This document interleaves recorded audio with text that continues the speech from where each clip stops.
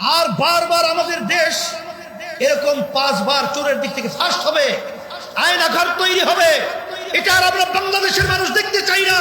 এর পরিবর্তন করতে হবে, এই জন্য আওয়াজ তুলতে হবে। এদেশের চোরদেরকে বাংলার রক্ততে আর জায়গা হবে না, বঙ্গোপসাগরে নিক্ষেপ করতে হবে। এই জন্য আমি সকলকে উদাত্ত আহ্বান জানাবো, 5ই আগস্টের পরে এখন ইসলামের পক্ষে যে ক্ষেত্র তৈরি হয়েছে, 53 বছরে এই ক্ষেত্র আর কোনোদিন তৈরি হয় না। এটা যদি আমরা কাজে লাগাতে না পারি, আমাদের ভবিষ্যৎ প্রজন্ম সন্তানগুলো আমাদের নিয়ে তারা ধিক্কার করবে, তারা আমাদেরকে ঘৃণা করবে, তারা আমাদেরকে কলঙ্কজনক ইতিহাস রচনা করবে। এই জন্য আমি সকল পূজাতে আহ্বান জানাচ্ছি, আসেন। মাঠ উর্বর রয়েছে, অবস্থা আমি আল্লাহর রহমতে খুব ভালো দেখছি। তবে ওই কথা সবসময় মনে রাখেন, কবি বলেছেন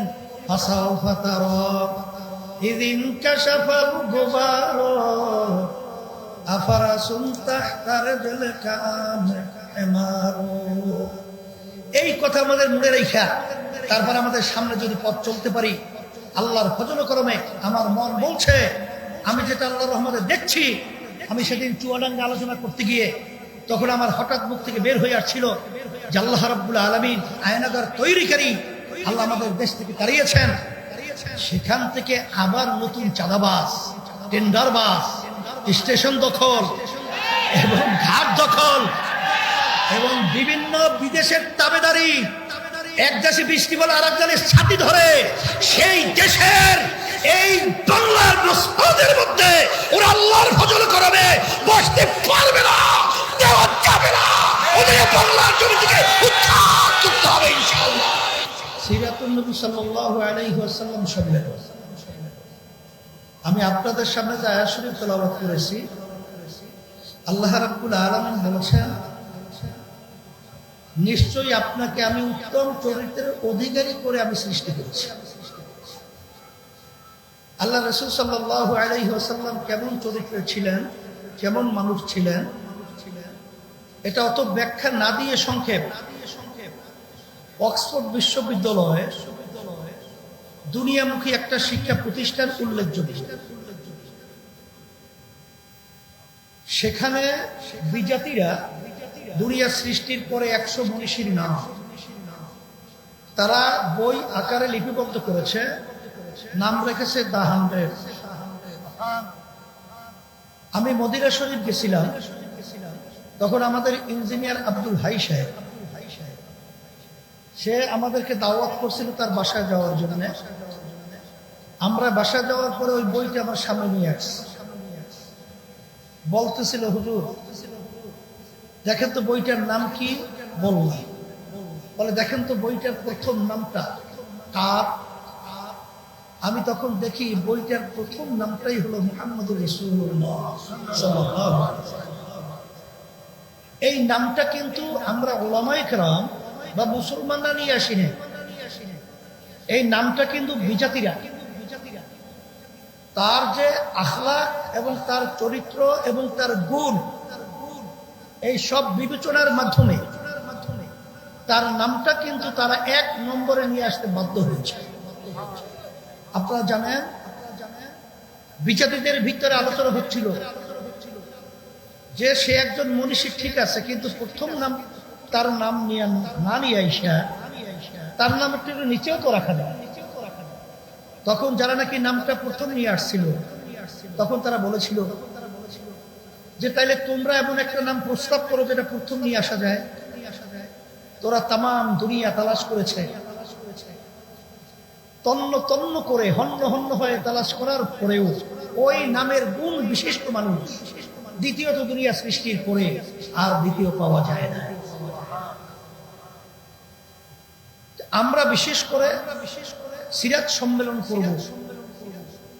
আমি আমাকে বলছি, আমার ছেলেদেরকে বলছি, সমস্ত কালিমাগো মুসলমানদেরকে বলবো, যদি আল্লাহ রাসূল সাল্লাল্লাহু আলাইহি ওয়াসাল্লামের আখলাক চরিত্র তার রেখে যাওয়া নিদর্শন যদি আমরা ফলো করতে পারি, তাহলে সেই মানুষটা দুনিয়াতেও সম্মানিত হবে, উত্তম মানুষ হবে, এবং আখিরাতেও সম্মানিত উত্তম মানুষ হিসেবে আল্লাহ রাব্বুল আলামিনের কাছে গণ্য হবে।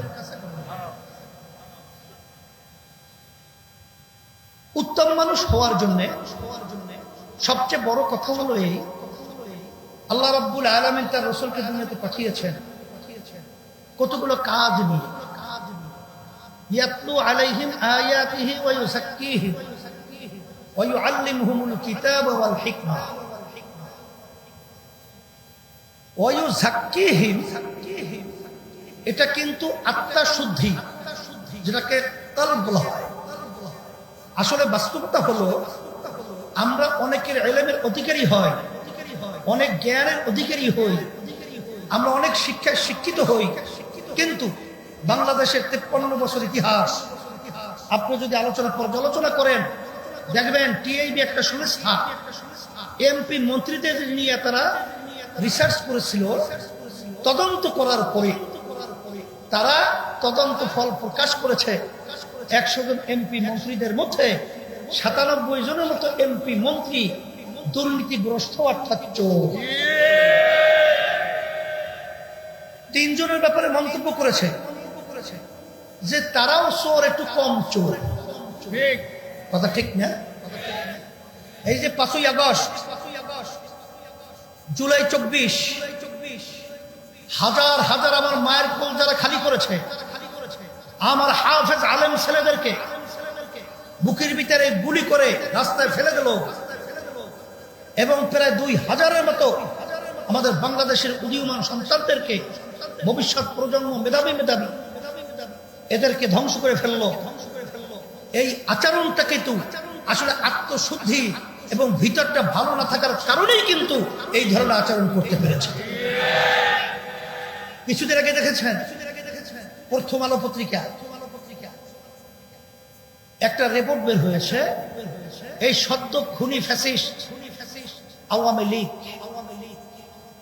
হাসিনা বলেছিল হাসিনা পালায় না,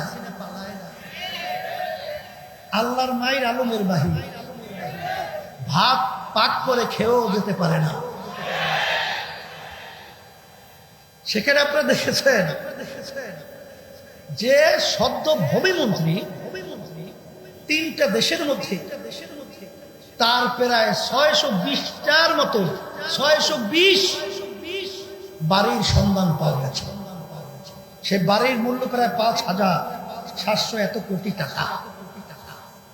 এই টাকা তো সব তার বাপে রেখে গেছিল, তার দাদা পরে সূত্রই তো পাইছে। এই টাকা কাদের? আমাদের টাকা। ওরা ক্ষমতার মসনদে চেয়ারে বসে আমাদের টাকাগুলো বিদেশে পাচার করেছে। এটা কেন পেরেছে? ওদের আত্মশুদ্ধি না থাকার কারণে এটা পেরেছে। এই জন্য আমি আমার ছেলেদেরকে বলবো, আমার ভাইদেরকে বলবো, আসলে বাস্তবতা হলো এই যে উত্তম চরিত্রের অধিকারী হতে হলে আখলাকে রাজিলা ভিতর থেকে দূর করতে হবে। যদি এটা আমরা করতে পারি তাহলে আল্লাহর রহমতে দেখবেন আসাতিজা ইকরাম, উলামা ইকরাম তারা যে দাবি করেছেন, আমার তো মন বলছে যে অল্প সময়ের ব্যবধানে এ দেশের ভিতরে সংসদে কালেমা তাইয়্যিবা লা ইলাহা ইল্লাল্লাহ পতাকা পতপত করে উঠতে থাকবে। আর যখন আমরা আত্মশুদ্ধির ব্যাপারে যখন নাকি আমরা অন্যান্য চরিত্র অবলম্বন করব, তখনই কিন্তু সেখানে আল্লাহ রাসূল সাল্লাল্লাহু আলাইহি ওয়াসাল্লাম বলেছেন হুব্বুদ দুনিয়া রাসু কুল্লি খাতিয়াতিন, সমস্ত গুনার মূলই হলো এই দুনিয়ার মোহ, ক্ষমতার মোহ, সম্মানের মোহ, সম্পদের মোহ। আর এই ক্ষমতা এবং সম্মান এবং সম্পদের মোহ যতক্ষণ পর্যন্ত আমরা দূর করতে না পারবো, ততক্ষণ পর্যন্ত 53 বছর যে ঘটনা হয়েছে, আল্লাহ মাফ করুক, সেরকম ঘটনা আমাদের দেখতে হবে। এই জন্য আমি 5ই আগস্টের পরে আল্লাহ রহমতে আপনাদের দোয়ায় আমরা চেষ্টা করেছি সমস্ত ইসলামী দলগুলো আমরা যেন একত্রিত হয়ে একটা বাক্স জাতির কাছে আমরা উপহার হিসেবে পাঠাতে পারি। আল্লাহর রহমতে আপনাদের দোয়ায়, আল্লাহর খাস মেহেরবানিতে আল্লাহর রহমতে অবস্থা খুবই ভালো, অনেক ভালো আল্লাহর রহমত। সাথে সাথে আমরা বলেছি যারা দেশপ্রেমিক রয়েছে তাদেরকে আমরা সাথে নিয়ে 5ই আগস্টের পরে 53 বছর যারা দেশ পরিচালনা করেছে এদের পরিচালনা আমরা পেয়েছি। এই দেশটা একবার দুইবার নয় 5 বার চোরের দিক থেকে দুর্নীতির দিক থেকে তাম দুনিয়ার ভিতরে তারা ফাঁস বানিয়েছে।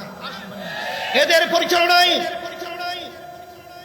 আমার হাজার হাজার মায়ের কোন সন্তান হারা হয়েছে। এদের পরিচালনায় আমরা শুনছি মা তার কলিজা ফাটা চিৎকার করে বলছেন যে আজ কয়েকদিন পর্যন্ত আমার সন্তান আমাকে মা বলে ডাক দেয় না। সেই মুখদের শব্দ আমাদের কানে এখনো ভাবছে। সে আবু সাঈদের হাত প্রসারিত করে বুকের ভিতরে গুলির রাস্তায় লুটিয়ে ফেলেছিল, সে দৃশ্য এখন আমাদের চোখের সামনে আসছে। সেই বাংলাদেশের আয়নাঘরে এখন আমাদের নজরে এখন আমরা দেখছি। আমাদের দেশের টাকা পাচারকারী আমরা সেটা দেখেছি। আর এই দেশের মধ্যে বারবার আর সন্তান হারা হবে, মার কাঁদবে আমার সন্তান আমাকে ডাক দেয় না। আর বারবার আমাদের দেশ এরকম 5 বার চোরের দিক থেকে ফার্স্ট হবে, আয়নাঘর তৈরি হবে। এটা আর আমরা বাংলাদেশের মানুষ দেখতে চাই না। এর পরিবর্তন করতে হবে, এই জন্য আওয়াজ তুলতে হবে। এদেশের চোরদেরকে বাংলার বস্ত্রে আর জায়গা হবে না, বঙ্গোপসাগরে নিক্ষেপ করতে হবে। এই জন্য আমি সকলকে উদাত্ত আহ্বান জানাবো 5ই আগস্টের পরে এখন ইসলামের পক্ষে যে ক্ষেত্র তৈরি হয়েছে 53 বছরে এই ক্ষেত্র আর কোনোদিন তৈরি হয় না। এটা যদি আমরা কাজে লাগাতে না পারি আমাদের ভবিষ্যৎ প্রজন্ম সন্তানগুলো আমাদের নিয়ে তারা ধিক্কার করবে, তারা আমাদেরকে ঘৃণা করবে, তারা আমাদেরকে কলঙ্কজনক ইতিহাস রচনা করবে। এই জন্য আমি সকল পূজার আহ্বান জানাচ্ছি, আসেন। মাঠ উর্বর রয়েছে, অবস্থা আমি আল্লাহর রহমতে খুব ভালো দেখছি। তবে ওই কথা সবসময় মনে রেখেন, কবি বলেছেন